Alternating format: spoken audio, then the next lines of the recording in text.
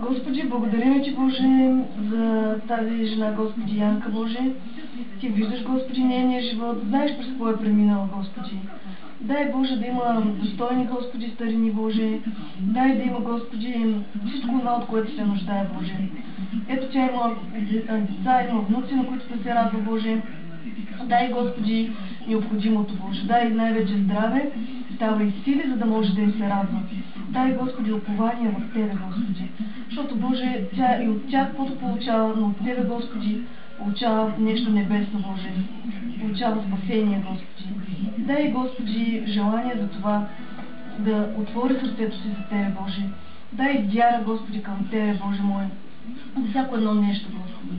Нека този дом да бъде благословен, нищо да не липсва в този дом, Боже мой. Всички благословения на Авраам нека да бъдат тук, Боже мой.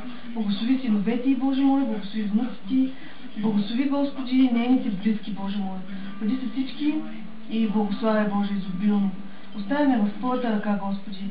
Ето, ние не знаем как точно да се погрижиме за нея. Не я познаваме толкова добре, но Ти познаваш, Господи, всичко и най-вече това, което е в сърцето и, Боже. Снабди и благослови в името на Исус. Амин.